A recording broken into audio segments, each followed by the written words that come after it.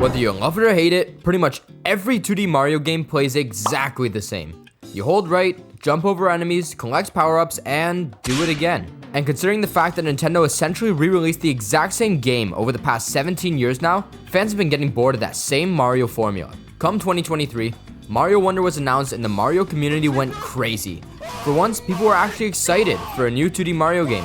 Fast forward to about last week, Mario Wonder released, and it's all I see on my timeline, with the hint of Spider-Man 2. Oh, no. I played through the game and it was a lot of fun, but I'm gonna be the one to say it. At its absolute core, Mario Wonder is just another 2D Mario game. So why did myself, along with the majority of the internet, have so much fun playing it? I think it boils down to one main thing: style. Mario Wonder is easily the most stylized Mario and friends have ever been. The levels are fresh, the power-ups are new, and the enemies are pretty fucking ugly, to be honest. With the long-awaited introduction of style to the Mario series, it means the devs were able to cook up whatever monstrosities came to their mind. And that's not a bad thing. Beauty's in the eye of the beholder. But I think we can all agree on the fact that this thing is ugly. So today it's my job to talk about the Susan Boyles of the Mario Wonder series. And quick disclaimer, this video is made in my own opinion. Dare I have an opinion on the internet? Coming in at 5th place, we have the Skedaddlers. These guys were one of the first enemies you encounter, and I really wish they weren't, because now whenever I think of the Pipe Rock Plateau, this is the first thing that comes to my mind. The Skedaddlers get their name from the word skedaddle. Jeez, who would have guessed?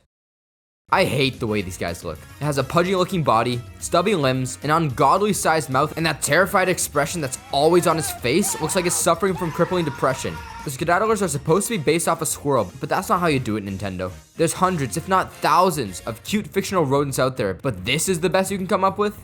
Do better.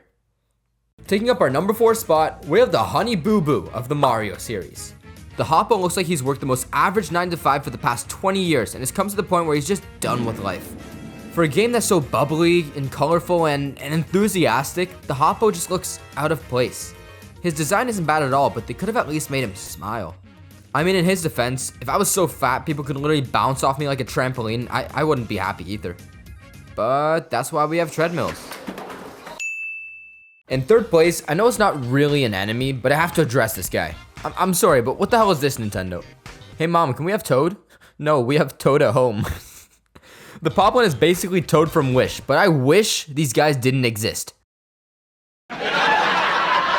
I mean, look at its head. It's shaped like a butt plug, and don't even get me started on its face. Why are his eyes so close together?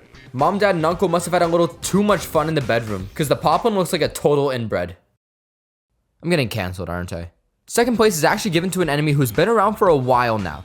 Let me introduce you to the Goomba's premature little brother. The Goombrat is... I don't even fucking know. Who at Nintendo thought this was a good idea? The only difference between these guys and the traditional Goomba is that the Goombrat doesn't walk off cliffs, similar to the red and green Koopas. But unlike the Koopas, Nintendo decided to make the Goombrat the ugliest thing to ever touch the Mario franchise. Now, in no way am I saying the Goomba is a cute looking creature. It's far from that actually, but I don't know if it's because I got so used to seeing these guys around, but the Goombas just work. The Goombrat, on the other hand, I want to have a serious conversation with whatever sociopath thought this was a good idea. And for our number 1 spot, we have the Bloomps. Just like the Hoppos, these guys are severely obese. However, the Hoppos acknowledge the fact that they're overweight. The Bloomps, on the other hand, they're too stupid to realize that they're gonna die of high cholesterol before the age of 30. I promise you guys, I'm not fat phobic.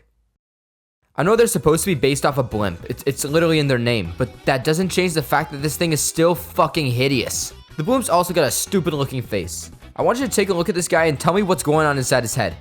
Nothing, because this pathetic excuse for an enemy looks like it's completely brain dead. The only thought it has going through its head is hoping Mario jumps on his back enough times to end it all, because if I were this thing, I'd want to kill myself.